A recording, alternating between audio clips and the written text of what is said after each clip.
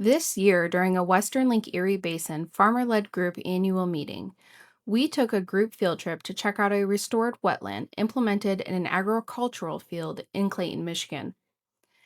This wetland was implemented under the CRP program. The owner and farmer of this land, John, walked us through the field and explained to us more about this BMP implementation. Let's hear what he had to say. Okay, this is all in CRP ground here. And then we made a waterway here, a controlled structure to flood this bottom area. And you can see down here, the tile is at a certain height. So when it gets that height, then there's a tile under the bankment here. We made like some of them call them wash cobs, but yet a dike to keep the water from coming in to flood that area. But when it gets so tall, then it goes into the tile and there's a creek that runs right down here. We made it a little bit deeper than the original contour was, but we needed some earth to build this dike. Next, John tells us more about why he decided to put his land into this program. And it was a hard area to work because that land over there would always dry off quicker. And this was a wet area. And then so hard to get in. So when they had this program, we decided to get into it. Following John's overview of the wetland, we opened the discussion to questions from the group. One of the first questions was how long the BMP had been implemented, and John went on to give a little bit more overview of how exactly water flows into the wetland. 25 years ago, because now they do more of a controlled structure. This was man-made structure. You brought a tile up, unperforated, and then when it gets so tall, it floods over. Next, John talked a little bit more about what it looks like when the wetland fills up, or as you may say, gets flooded. Well, it only goes back to the field, is what that level is. This is 4.6 acres, but we got we got water from the neighbor that runs down here. Pretty good. Like, I know a lot of farmers would be concerned about doing wetland restoration and having that flood their adjacent farm field. Have you had any of those effects? Does it cause additional flood? Well, here that plugged up with Okay. weeds or pussy willows or whatever. And we got the neighbor's boat, son and I, and went out there because it flooded back into the field to clean it back out so it could work properly. So just keeping that in working order, and you haven't experienced any other flooding issues. Right. Yeah. Next, John talked to us a little bit more about what maintenance and management for this type of project looks like. I'm thinking it's like, well, I know I had to do mid-contract management on it last spring, a year ago this spring. So I was in here with a seeder, and I know we can walk on some of these other passes and you can see some of the wildflowers that are coming up. Yeah, I've seen some wildflowers. You know, that Here's one.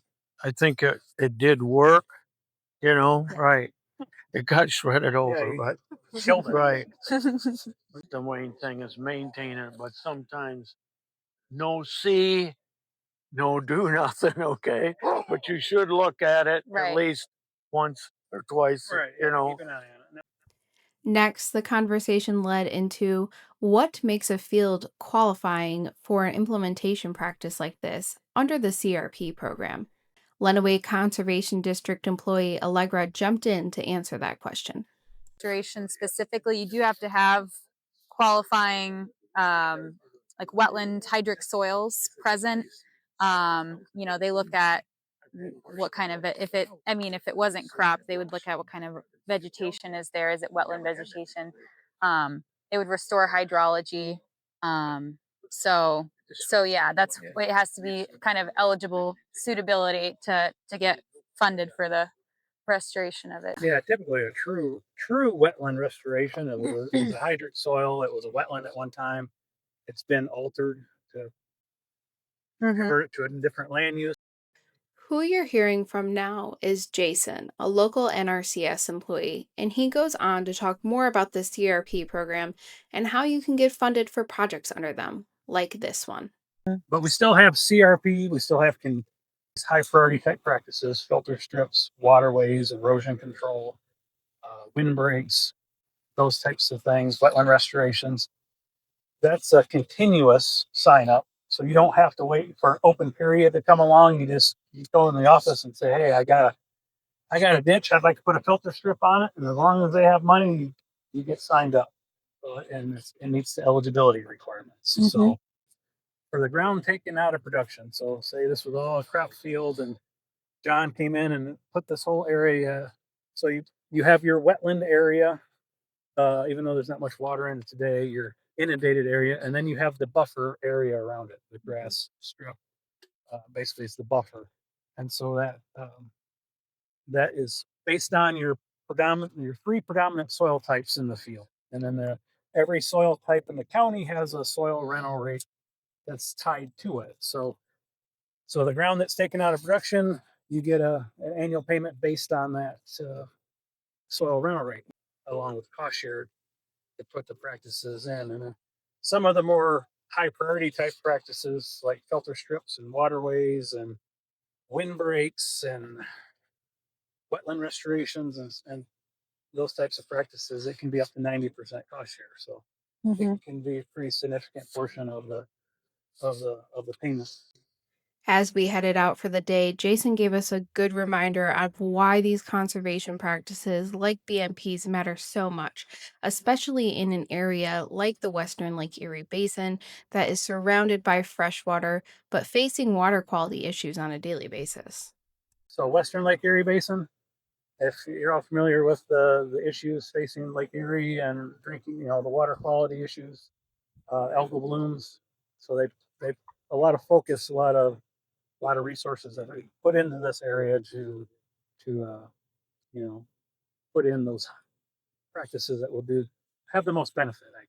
We hope you enjoyed this video. If you have any questions about the content shared today, please leave a comment and we will get back to you as soon as possible with an answer from our experts.